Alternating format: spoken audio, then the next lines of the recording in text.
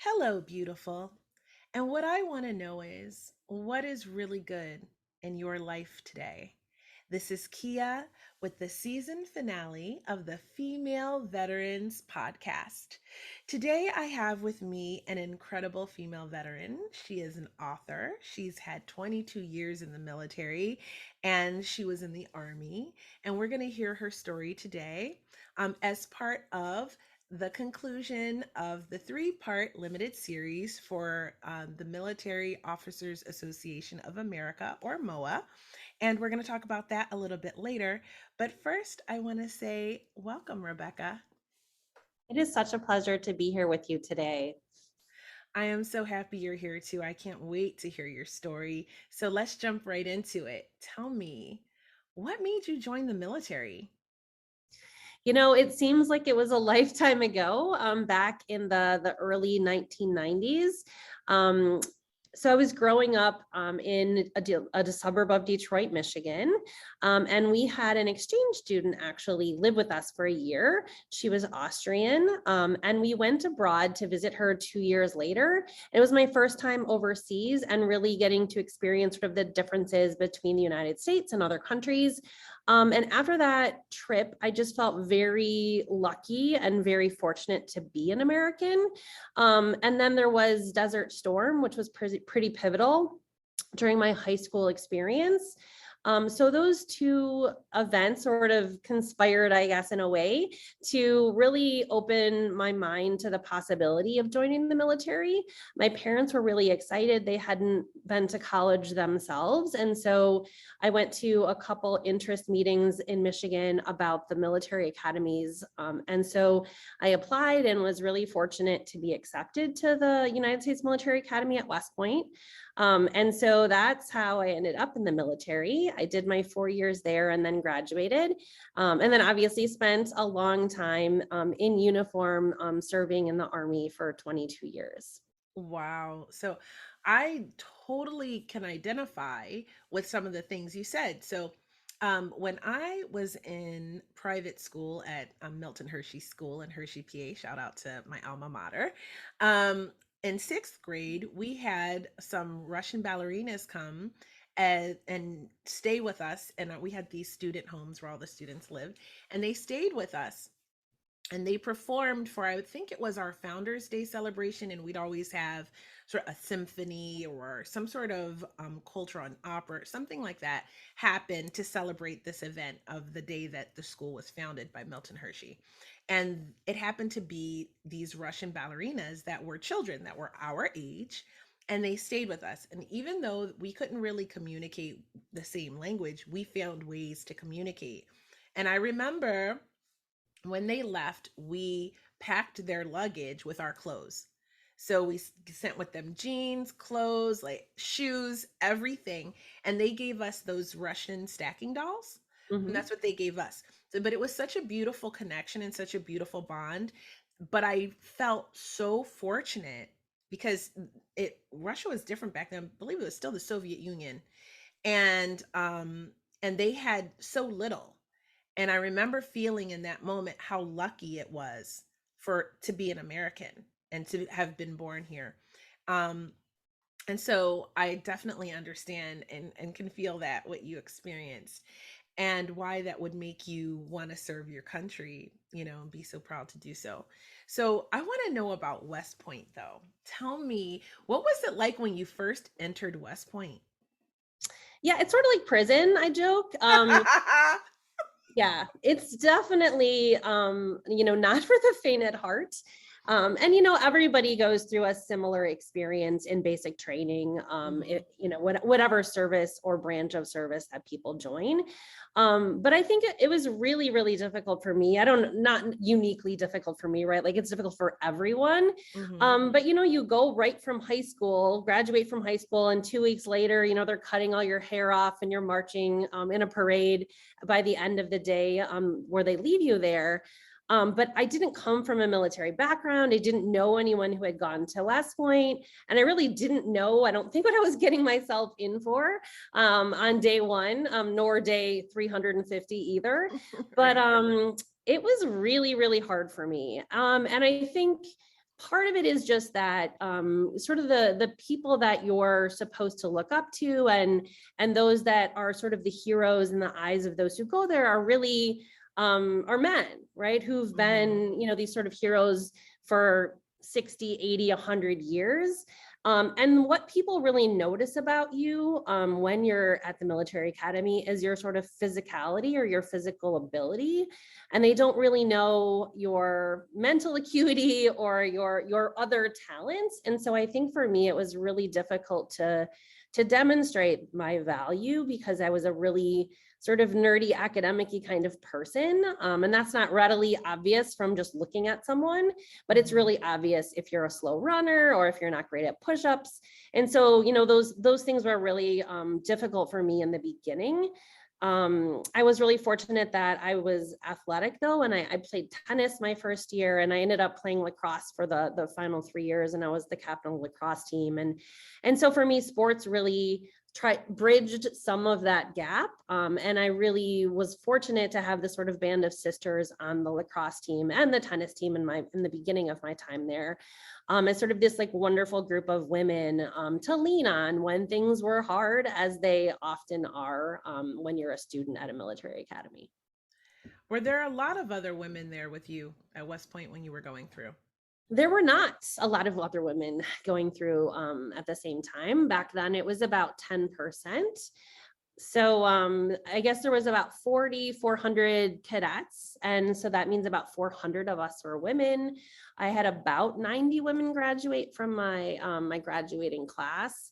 And so you also have this phenomenon where everybody thinks they know you because you stick out, right? You stick out because your hair is longer, and you look a little different in uniform than men do. And so, there's just this perception that everybody knows all the women there because there's so few of us, even though, a lot of times people hadn't spoken to us or didn't really know us any more than, just a person sort of walking by. So yeah, it was really, really hard for me. And I think in many ways, it was a great introduction to being in the Army, and also being in the United States, which unfortunately is still a pretty misogynistic place. And so I think having those experiences early, and a lot of the experiences are uniformly difficult for both men and women, although I think parts of it are definitely more difficult as a woman, or at least they were in my experience. But I think it prepares you well to deal with struggles and challenges that everyone faces in their life. So as much as I maybe didn't enjoy it when I was 18 to 22 years old, it's definitely served me well over the course of my life. And I do think the relationships that you build there with your friends, your company mates, your teammates, they really are lifelong friendships.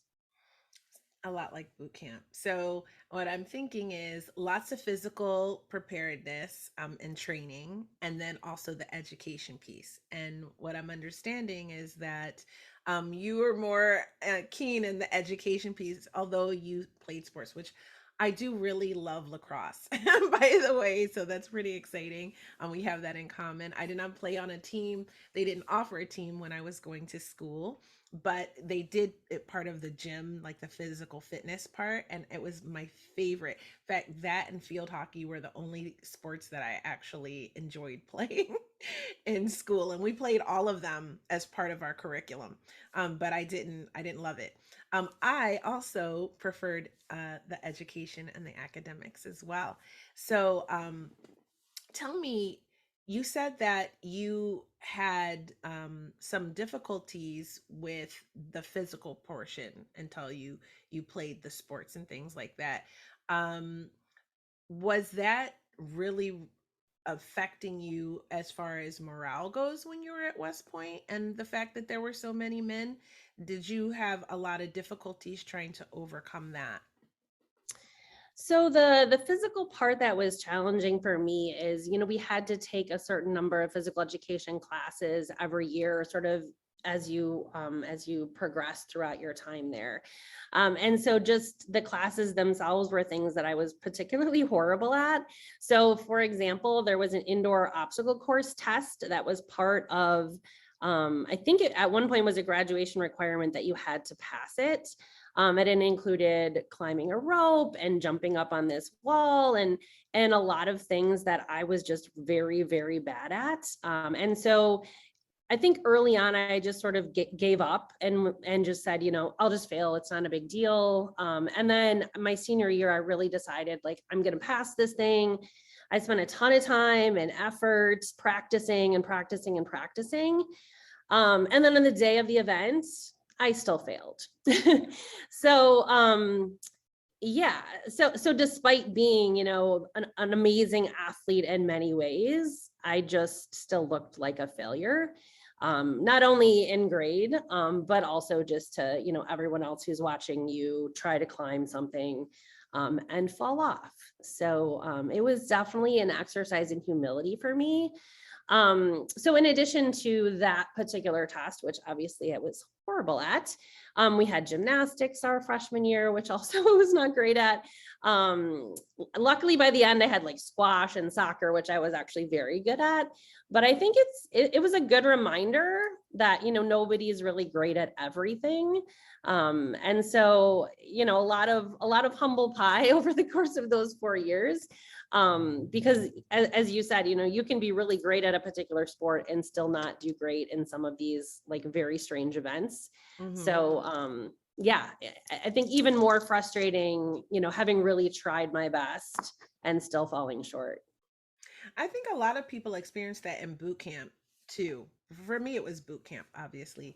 And definitely, I saw a lot of guys. I mean, it's an interesting dynamic because for me, we were a 900 company, which was an integrated company. It was one of the first ones.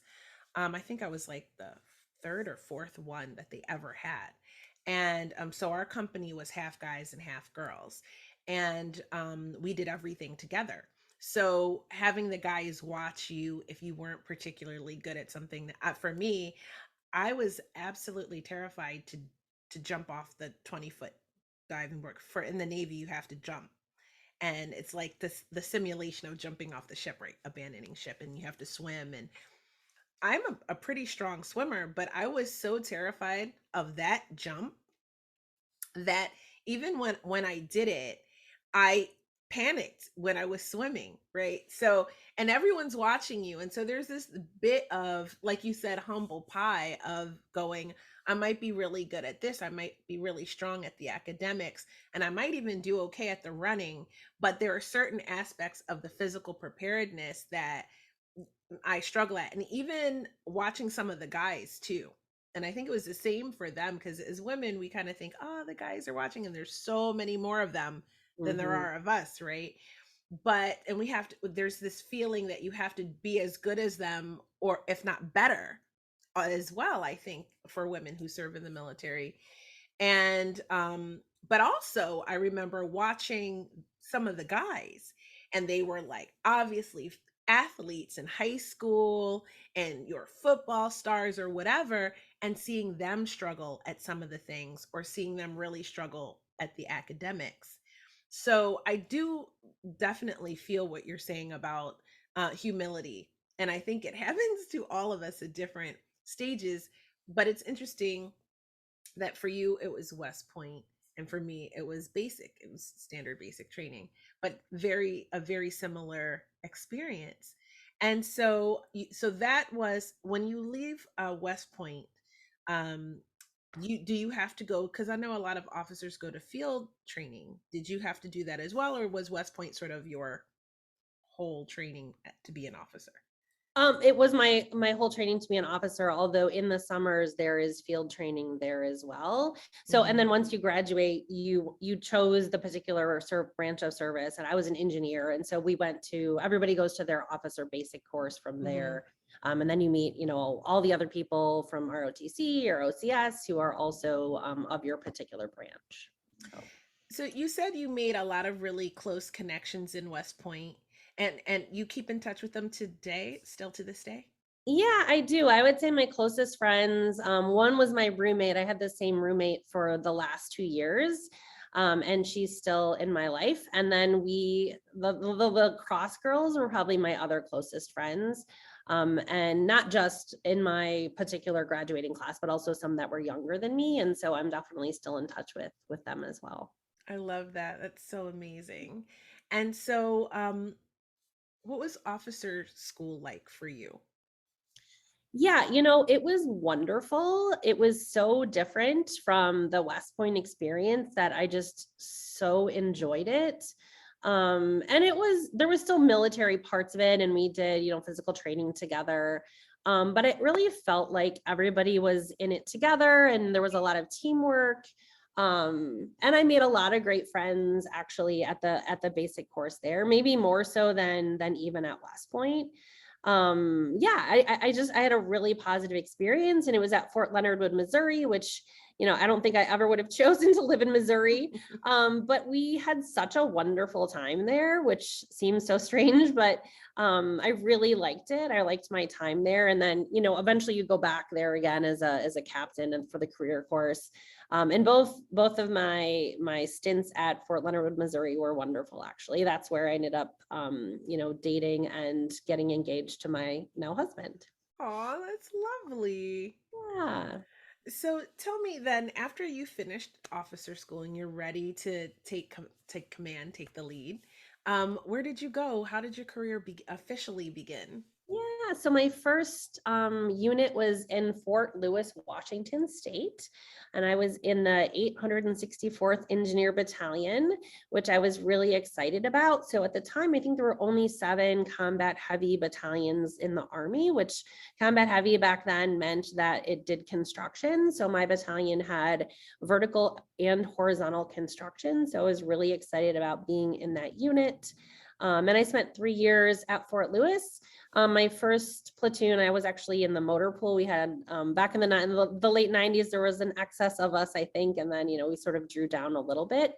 But my first deployment actually was from Fort Lewis, Washington, and we went to Thailand, where I lived in a village and built a daycare center adjacent to a school, and I worked with the Thai Army. Um, and I worked with some Navy Seabees that were reservists.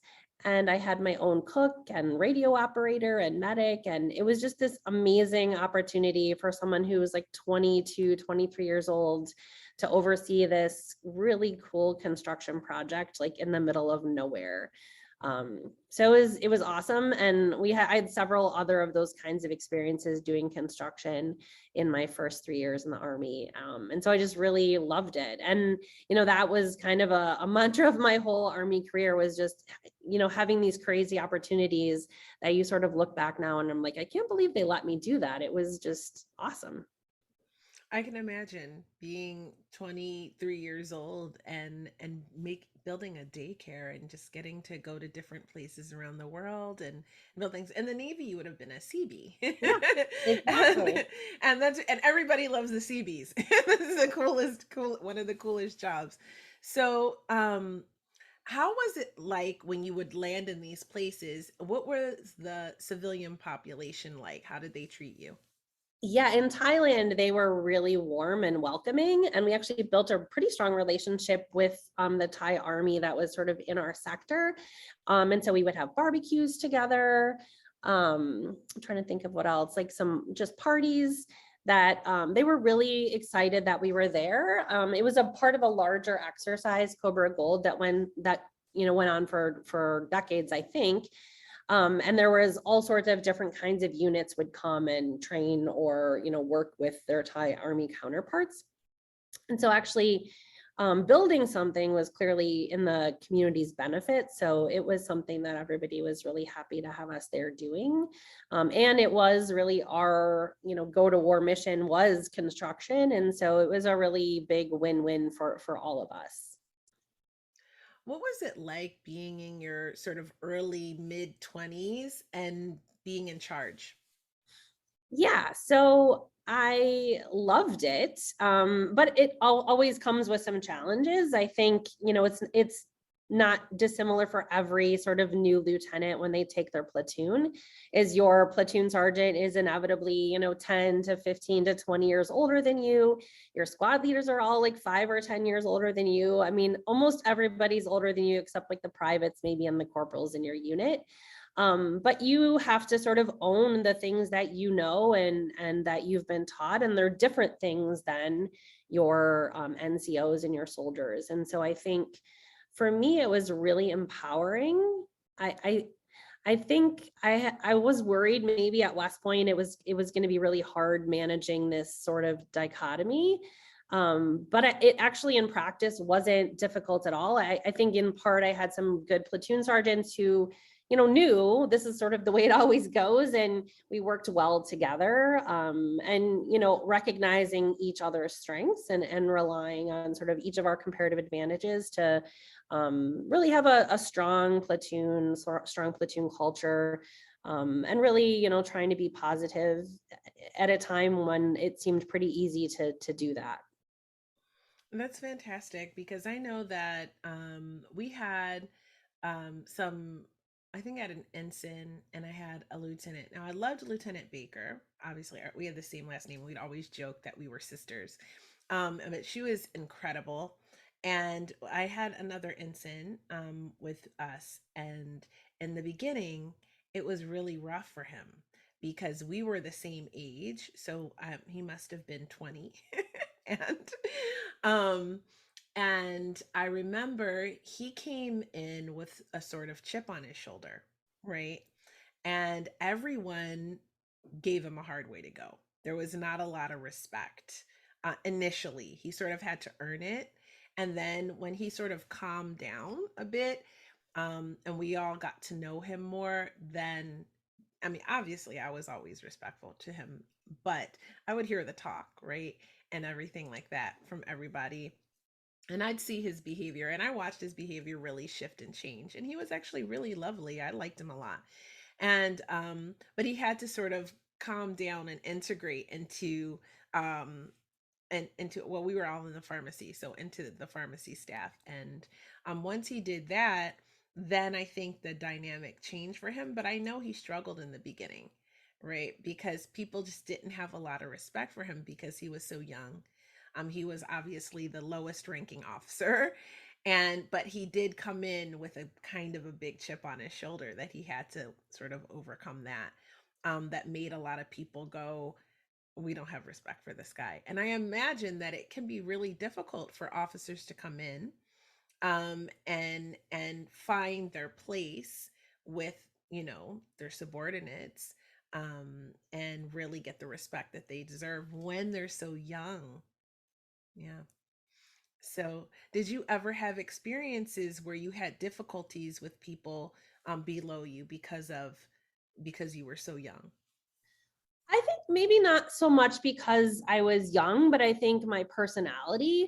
I think it's easy for women to sort of fall into like a couple sort of archetypes. And so I'm a pretty friendly person and kind of bubbly and positive, and I think that can be seen as weak, or I don't know the bad words for those things, but I think it gives people the impression that maybe you're going to be able to be walked all over, or that you're not going to stand true to your principles, or that you won't defend yourself if someone disagrees with you. And so I think for me, it was more my personality and trying to regulate how I portrayed myself more than it was the age. And so I think there's just certain people that um, I think the way that women come across, it's hard to find the path to take between being like too mean and being labeled the B word, and being too nice and being labeled easy. I think it's always a struggle to try to walk between those two extremes, and find your way in a place that is comfortable for your personality and who you are, but recognizing that perception is often reality, in that people believe what they want about you based on how you act or portray yourself. And so I think that is something that women always have to be thinking about, in all walks of life, not just certainly as an officer in the military. Oh, I absolutely agree. I definitely am a happy-go-lucky, sort of bubbly person too. So I totally understand where you're coming from, where people would have the misconception that you are a doormat or a people pleaser. And then sometimes when you are challenged and you have to show that side of yourself that you really aren't, you're just a nice person, but you're not to be messed with, then it can go into being labeled you know, Yeah, you know, a bad girl or the B word, as you say, um, or that girl or something like that, within the space. And it can be difficult sometimes to sort of navigate that as women in a predominantly male environment. So sometimes you do have to overcome um, the labels or the perceptions of what people think. So I definitely identify with that. And I think that happens up and down the board, no matter what rank you are, no matter what your job is. I think that's pretty par for the course in all the branches. So absolutely. tell me, what was your best experience in your 22 years? Oh my gosh, there's so many great experiences. I think I'll probably pick two. Hmm. So I'm trying to think what year it was. It was 2011 to 2012, I think. I was a strategic advisor in the Commanders Initiatives Group in ISAF, so in Afghanistan. So I worked directly for the four-star commander there. Hmm. And this Commanders Initiative Group, which the nickname SIG, is a bunch of other weird people like me who were sort of picked for their particular skill set. And there was about 8 to 10 of us that worked directly for him. And it was like a mini sort of think tank. And it was just a really interesting group of people to come to work with every day. The work was amazing. My boss, the four-star general, was just someone that I thought the world of, and very, very much respected. He was also like very thoughtful, sort of academic in his intelligence level, but also like a real sort of Marine in every sense of the best way of that word. And so it was sort of the sweet spot of amazing coworkers, super interesting work, a mission that you really like felt strongly about, and really good about what we were doing.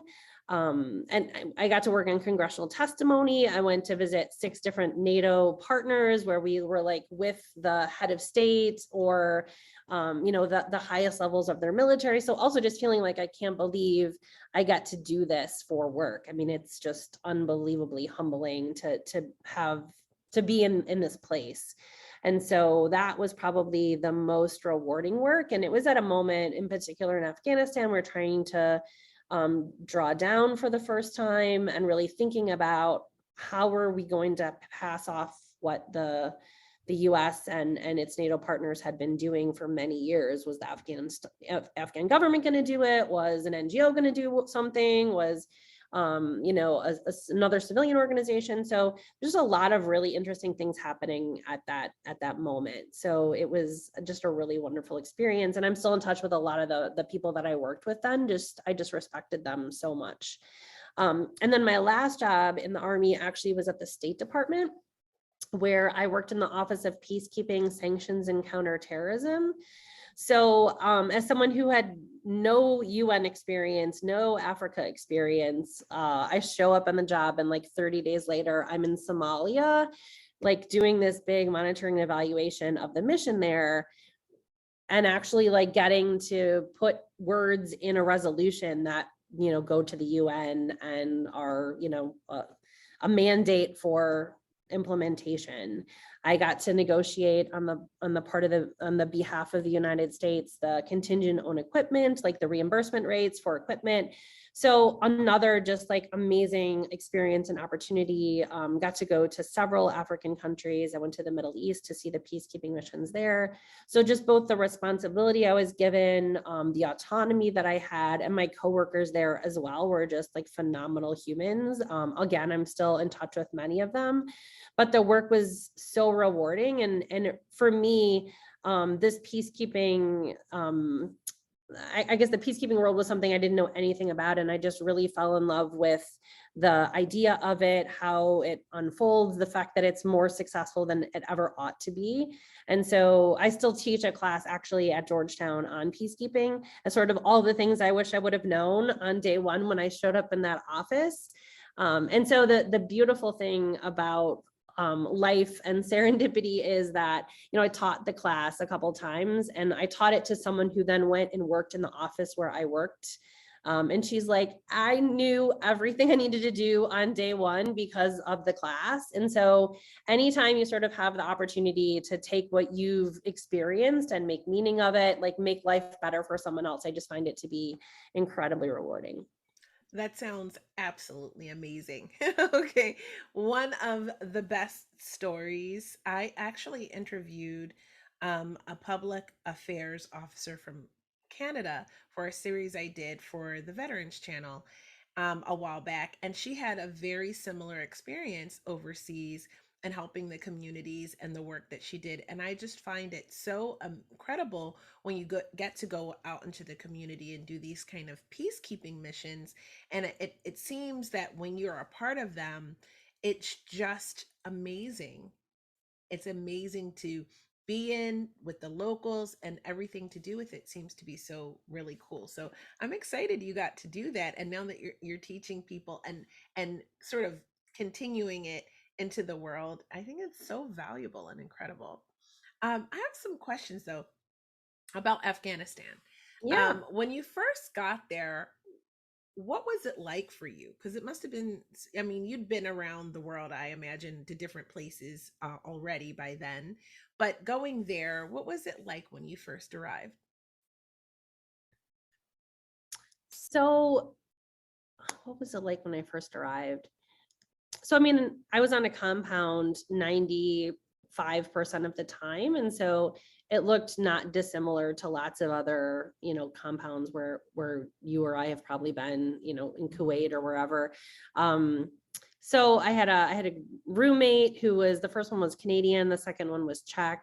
It was really interesting. I think it was the first time I had been in a headquarters where there were people from all over the world, and just places like there was Mongolian soldiers. Like it was really interesting to see how many different contingents had troops serving in the headquarters.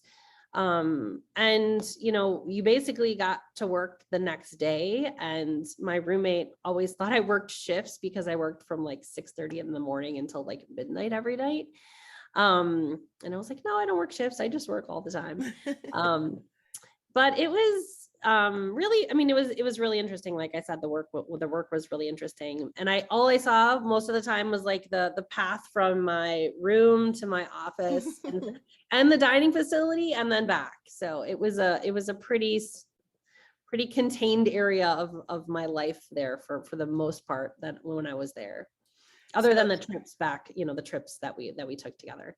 did you get to go out into the local communities at all, or just it was work, work, work, work, work, no fun? No, it was work, work, work. Other than so, and we flew out of the Kabul airport quite a bit. So I saw the stretch of road between ISAF headquarters and Kabul International Airport, but that was about it. So tell me, with all the work that you did there and how important it was to you, how did you feel when we ev- exited from Afghanistan last year? Yeah, I mean, I think it's really unfortunate how it all unfolded, but I think my experience there, I would just say that I think that was a likely conclusion no matter when we left. If we Mhm. had left 5 years before that or 10 years after that. Um, I mean, on paper, we trained hundreds of thousands of people. And yet I don't know where they were, the day that we pulled out. So I feel like it's unfortunate. And, for a lot of people, they feel very personal about it. I don't. I think, I feel really good about what I did while I was there. Do I think that, in the end it was successful? Clearly not. I think every commander sort of did the best with what they were given, but I think Mhm. we never really put the resources in from the get-go to transform it in the way that we acted like we wanted to turn it into. Mhm. And so I don't know that it could have gone any other way, unfortunately. And that's just one person's opinion, and I could be completely wrong, but I was not surprised. And I think it could have been that end 5, 10 years before, or 10 or 20 years after we left. Wow. Yeah, I can see your point of view. Definitely. Obviously, I didn't serve in Afghanistan, but I just find it incredibly interesting. And I think a lot of the veteran community was really triggered watching it all go down the way it did. It's almost been a year now, a couple Yeah. months. And so I just think it's very interesting to have the perspective of someone who was there doing really good work there, with everything that happened. So, so thank you for sharing that. So Yeah. tell me, what was one of your greatest challenges that you faced during your military career? Oh my gosh. Greatest challenges. I think the most challenging job I had was my first job in Korea. So I was a battalion assistant S3, and I just had a really, really difficult boss. And I worked for him for, I want to say about 6 months. And it was another one of these jobs that was like midnight or 1 o'clock in the morning almost every day. Um, but it wasn't work that I thought was worth staying up until midnight or one to do, if that makes sense. Mm-hmm. So I think that was really, it was really hard. And my husband and I got married, and then we went to Korea, and he went to one place and I went to another. And so I think it was a combination of like the boss was really hard, the work was really hard, and just my personal life, it was hard, right? Like we didn't live together for 18 months almost. So it was, I think that was probably one of the most challenging jobs. But interestingly, like the job after that, I was a company commander in Korea actually. And the battalion commander that came after the first one was someone I just think the world of, who really took a chance on women in his unit in particular. So for the first time, he put a woman in charge or made her the executive officer of one of the line companies, which at the time was coded as a male only job. And he thought she was the best lieutenant in the battalion. And so he put her there anyway. Um, it was a really, he was a great boss, who really trusted his commanders. And I thought it was an incredibly rewarding environment to serve as a company commander under him. I had an amazing first sergeant, and the work was really great and interesting. I mean, our go to war mission was basically to do a lot of the earthwork and evacuation of folks from the DMZ, our battalions. And so, you felt like what you were doing mattered, and that, we knew what to do if something happened on the Korean Peninsula. So, and my boss let me be one of the external evaluators for another one of the line companies. So again, a line company that I was never going to be, or at the time was not allowed to be a woman. And he thought I was smart enough and talented enough and like knew enough to evaluate someone doing that job.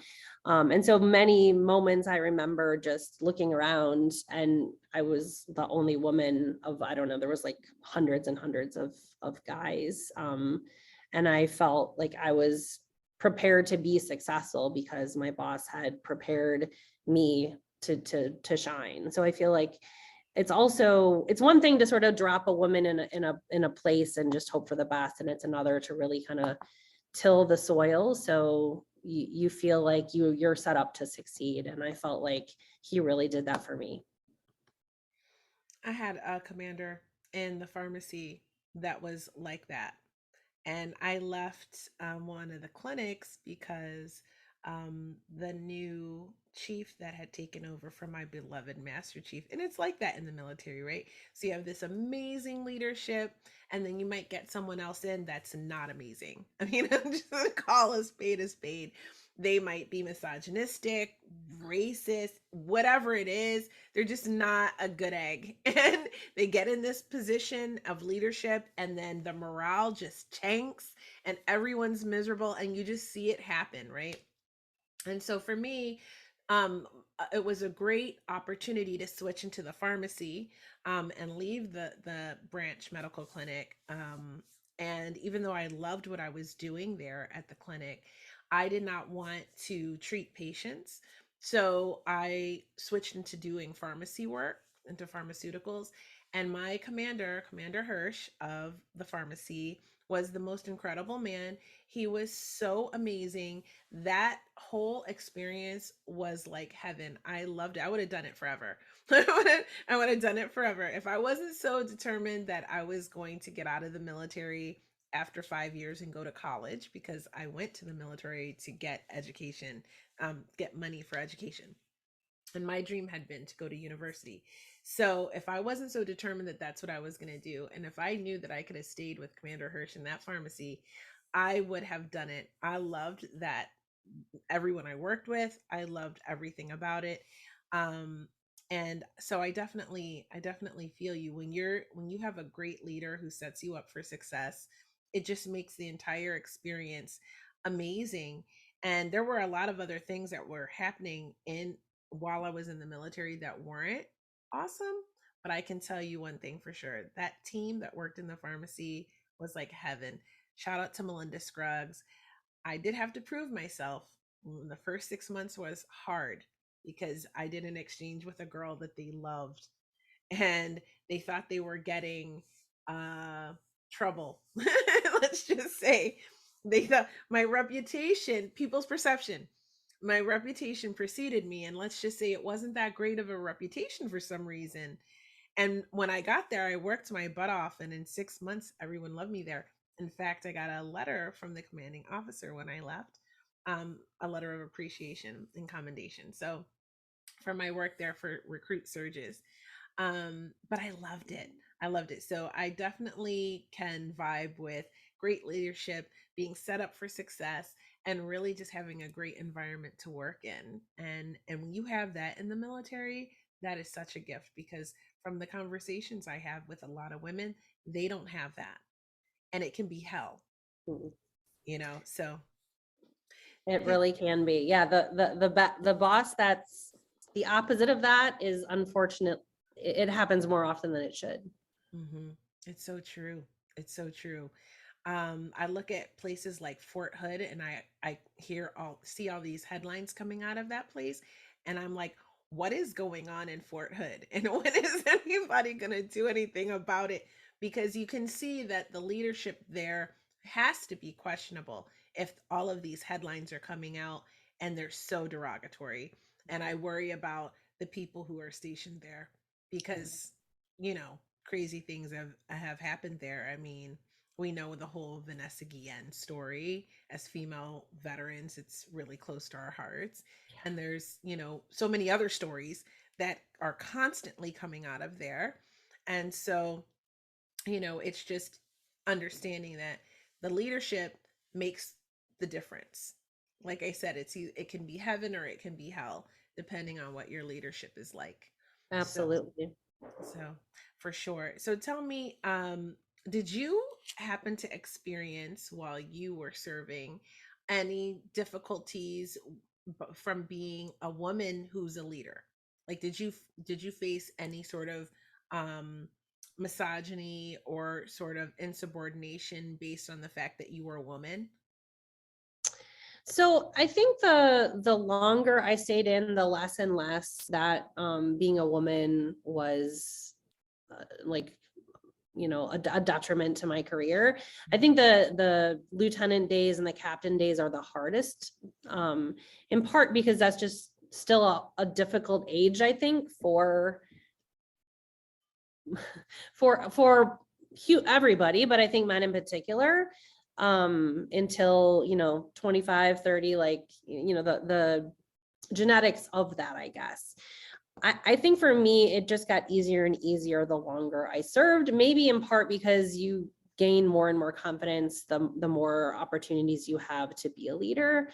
I think, once you've had both positive and negative experiences, you can recognize the signs before they get too bad, I think, Mm-hmm. and really seek out mentorship or guidance or help when you can see some of these things coming your way. But I think so many times it can just be one person, right? Like the right boss at the right time or the wrong boss at the wrong time. And I think the wrong boss can really let um, like the misogyny just sort of flourish. And I think it's rare for a man to sort of point out like, it's not okay to say this. And I think over time that's gotten better, but I think in particular when, you know, your peers are other lieutenants or even a first lieutenant, I think it's hard. It's hard for anyone to sort of stand up to things they know shouldn't be said or done. But I think the more you're around, and the more experience you have, I think everyone gets better at countering that if they want to counter it. So most of the misogyny I felt was really much more at the lieutenant level. And I think in that command climate where my boss was such a proponent for competence, regardless of gender, and really was proud to put forth someone who was a woman, but the best, and the best, I shouldn't say, but so yeah, I mean, I think it's rare not to experience that in the military, but I think it's rare to not experience it in any profession, to be frank. It's a good point. I like how in the beginning of our conversation you mentioned that the United States is still a pretty misogynistic place, and I would agree with that. I think we still have a long way to go as far as equality goes. I mean, I would say I'm a feminist who really, really loves men, but I definitely think that we need this equality, equal pay, you know, all of that stuff. And I think it's not just, and actually in the military, the pay is equal, right? But you just have to deal, you have other things that you have to deal with. Whereas in the civilian world, it can be the pay and other things that you have to deal with as well. So I really love that you made that point. Um, I'm wondering what made you decide to leave the military and retire? Yeah, so I was at a point in my career where I felt like I had done nearly everything I had ever wanted to do and then some. And I knew what the next 3 or 6 years were going to look like if I stayed in. And I just decided that it was the right moment for me to exit. Um, I Mhm. I was gonna I had been selected to go to war college, and I just that and sort of seeing what opportunities were next for me. I just decided that I wanted to try life as a civilian instead. I definitely can understand. I mean, 22 years is a long time, and you certainly earned it. So, what was the transition like for you getting out of the military after all that? That's like your whole life. Yeah. So it was really hard. It was definitely challenging for me. And I think it's so funny. So my husband's like, why is it so stressful for you? He's like, you can do anything. And I'm like, that's why it's so stressful. Because I could do anything, right?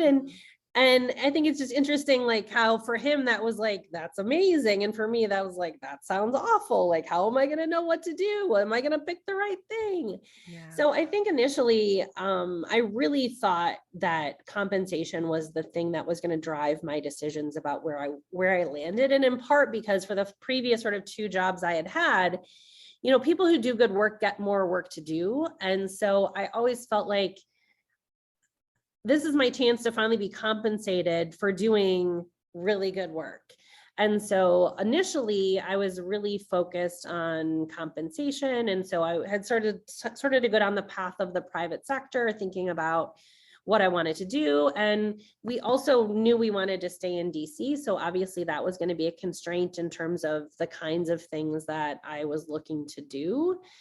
So I did the MOAA route, and they had a lot of resources there.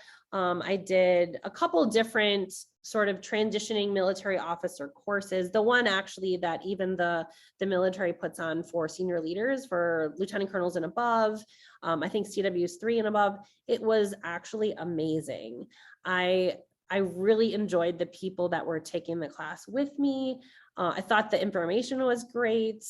And I was feeling really like, not ashamed, but really just sort of like disappointed in myself that I was so worried about what I was going to do.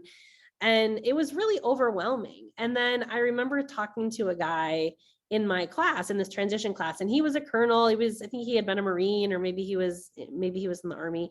And he had flown, no, he was Marine. He had flown Marine One for like Hmm. 3 years. He flew around President Obama. Wow. And this guy wanted to be a pilot. And he was freaking out. He's like, I don't know if I'm going to get a job.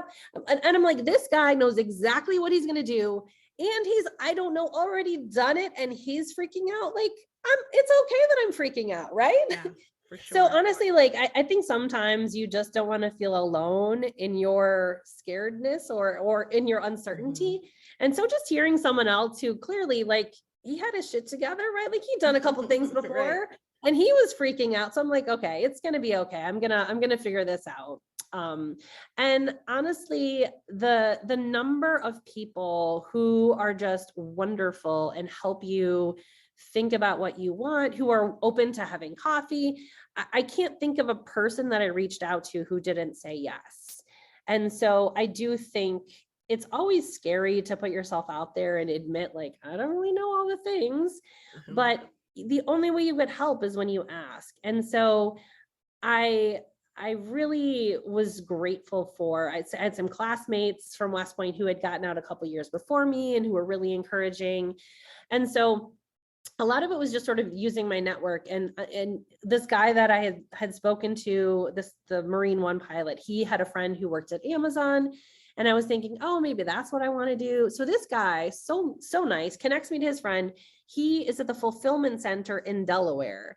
And so I drive up there and he spends like the whole day with me, like showing me around Amazon, telling me what it's like. And this guy is telling me working at Amazon was more stressful than flying the president. And I was like, I don't know that this is for me then.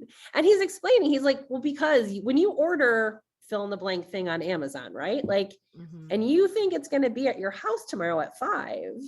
And then 27 people get the flu and the machine stops working. Like, you don't care. You want to know where your t-shirt is, right? And so Right. he's like, I can't tell you how many times, like, some unforeseen event happened. And he's like, and I'm running around this warehouse, like, where is the box of Kleenex, right? Like, my hair's on fire. And so I thought compensation was important, and compensation was very good for him. But I knew that I did not want a job that had no flexibility. Hmm. So pretty quickly, I realized, okay, actually, I want to know who my boss is going to be. I want to have a lot of autonomy. I want to have a lot of flexibility. And if I want all those things, it's probably not going to be a gajillion-dollar job. And you know what? That's okay. And so after going down several paths, I ended up actually at Georgetown, which is where I am now. And I don't think I could have created a better job for myself. I couldn't have created a better boss to walk into working for after a 22-year, stint in the Army. And I feel like it was the perfect place to land. And in fact, I basically was saying, like, I'm not going to work for another jerk again. Like, I'm just not doing that. And so I had applied for this job and they said, oh, there's going to be a new director. And I'm like, well, I want to meet this guy before I decide if I'm going to work for him or not. And literally, like, we sat down, he's like, Rebecca, I don't know a single thing about managing anybody. He's like, I want to learn from you. I want you to tell me, like, how do I do this? And how do I do it well? And I'm like, this I can do. And like, that's literally how our relationship started. And like, it's just been a wonderful 4 years that we've been working together. So I just feel so lucky. That's amazing. And that is lucky because I tell you, if the work environment is not good, then, and we spend most of our time working, life is pretty miserable. So I'm very happy that you landed in such a wonderful environment. I wanted to ask you about your experiences with the Military Officers Association of America, or MOA. You said that you had some resources from them. So what was your experience like with them? Sure. So my experience with them actually predated my retirement. So I actually first joined MOA because they have this great supplemental insurance. So if you're a person who has a dependent and you're doing TRICARE standard and you end up using a lot of um, like the copays, basically we joined because they pay all the copays. So it was like this phenomenal insurance. And so when it came time to retire, obviously I looked at the resources that they have available. They do a lot of great transition courses for folks thinking about retiring or actually retiring. And I've now been one of the people that's been on the panel for those who are deciding to make their transition out of uniform into something else several times now. And it's just always a wonderful and really warm organization that has, military officers in their interests really at heart. I know they do a lot of important lobby work to make sure that our benefits stay, at least as good as they are now, or hopefully if not better. But the resources that they have on their website for those people retiring or even just transitioning are phenomenal. So I definitely recommend, if you're a person who's considering retirement in the next couple of years, definitely check out their website. So, I guess what I would like to know is what advice would you give for people who are considering using MOA, other than just checking out their website from based on your experiences with them?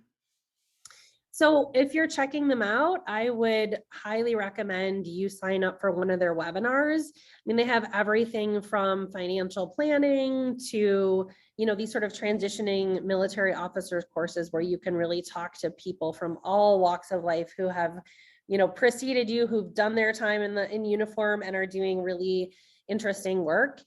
They're also a great connector of people. So even if you weren't able to go to one of their webinars or to one of the courses, I've had them reach out to me and say, oh, there's a person in Florida who is really thinking about an academic job and they're looking for advice. And so they have a really great network of folks who are eager to be helpful to you as you're thinking about your own professional journey.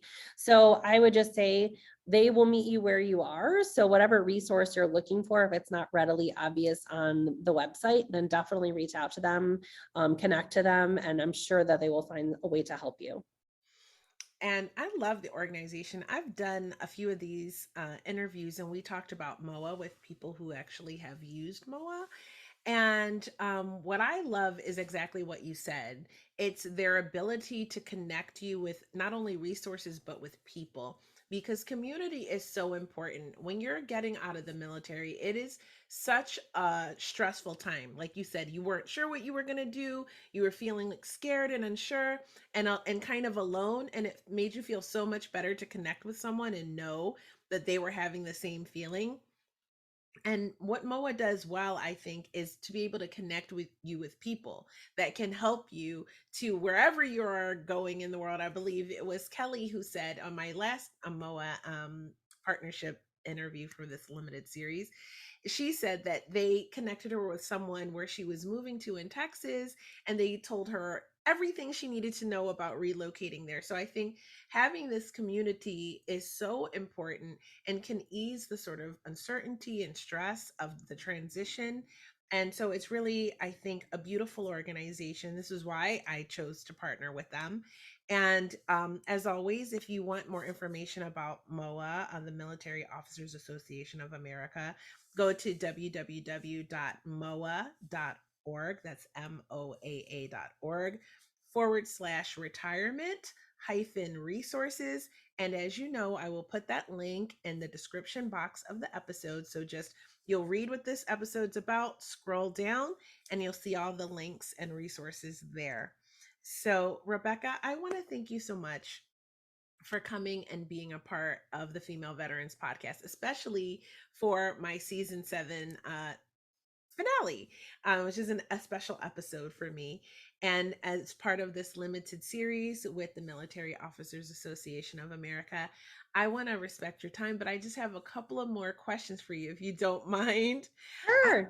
Great. I want to talk about your books. What made you decide to become an author? Sure. So I did my PhD sort of in the middle of my Army career.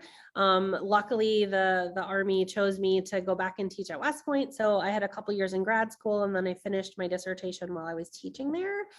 So I turned that dissertation into a book. So it's called The US Army and Nation Building, The Challenge of Nation Building, Implementing Effective Innovation in the US Army from World War II to the Iraq War. So it's like a Wow. mouthful right there.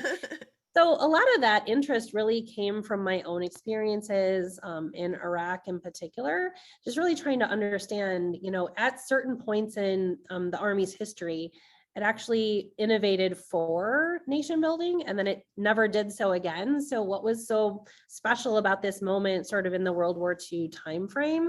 They had a constabulary force, they set up a school of military government. There were 6 different post-war plans, starting all the way before we even entered the war. So it was sort of this anomaly of these amazing things happened, never to happen again. So sort of memorializing that instance and then sort of contrasting it with the instances since then. I looked at Korea, Vietnam, and the Iraq War. Was just really interesting to me, and I was hoping would be interesting to others who may or may not find themselves in this situation again. So that was the longest thing I had ever written. And then most recently, I just did a book chapter in a book called Resourcing the National Security Enterprise, where I used my UN experience actually to write this chapter about how resourcing works at the UN, which is completely different than everywhere else. And it's sort of the book chapter that again, like I wish I would have had when I started my work at the State Department. So those are a couple books that if you're interested in any of those things, you can find even just on Amazon. So Amazing. Well, I will track them down and put the links in the description box of this episode for anyone who's interested.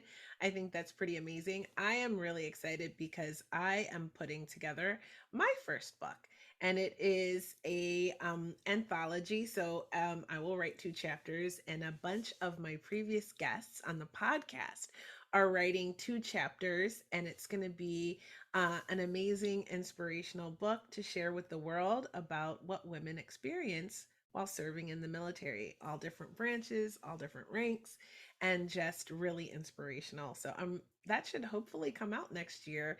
I'm really excited about it, and hopefully we'll see it on Amazon with your books. that's So amazing. I'm So really many people will excited. love to read that. I'm really excited. I want people to be aware of what we experience, which is why I do this podcast and why I share amazing stories like yours with the world. And so, with that, I want to ask you one final question. And that is, what advice would you have for your veteran sisters coming up behind you? So my first piece of advice is don't be afraid to ask for help. I think too often we don't want to admit that we need help and we don't want to reach out and bother anyone. We don't want to be seen as like one more thing to have to do for somebody else, given how much women take on themselves. But so I love nothing more than helping other women veterans in particular. And so I would just say there's no one is going to say no to you if you find them on LinkedIn or whatever social media you think works for you. Everyone is open to having a coffee to talk about their life and what their experiences were. So don't be afraid to ask for help. And then the other thing that I tell, particularly women who are sort of starting their career, is choosing the right partner is one of the most important things that you will ever do. And I think the right partner can really amplify and support and encourage, and the wrong partner can do the opposite of that. And so many amazing women that I know have been impeded by their partner instead of really promoted and encouraged.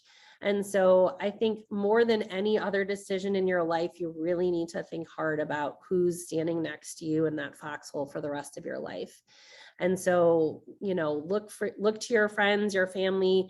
If they don't love your choice, there's probably a reason, as hard as that is to hear.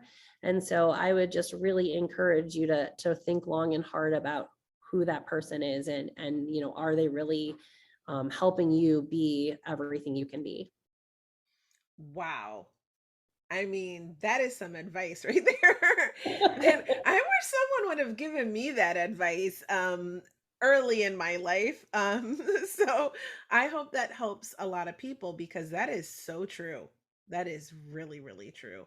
Especially the part of it, it helps or impedes what you're trying to do in your life and how far you're gonna go.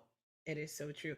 What we said about having stress in the workplace, the other thing is stress at home. Yeah. So, and if you have stress in both places, that is a life of misery, and no one deserves that. We all deserve better than that. Yeah. So, amazing, amazing advice. Thank you so much for sharing it. I appreciate you. Well, thank you so much for inviting me to be on the podcast. It was really such a pleasure. Oh my gosh, the honor is all mine. I want to thank you so, so very much for taking the time to share your story, as incredible as it is, and to share your insights and your experience. I know that, we never know how important our story is, but it could be someone else's survival guide. So there could be a girl who's headed to West Point who listens to this and learns so much from you. So I want to thank you so, so much for your time today and for sharing your story with me. It's been my pleasure. And if we want to follow you or catch up with you, how can we do that? The best way to find me is just on LinkedIn, Rebecca Patterson. Perfect. And I will put that in the show notes as well. Again, thank you so much for coming today. I really appreciate you. And with that, we're going to wrap it up. I want to thank you all for coming on this journey with me, for supporting the Female Veterans Podcast. It's almost been 3 years. Can you believe it? And for listening to each episode.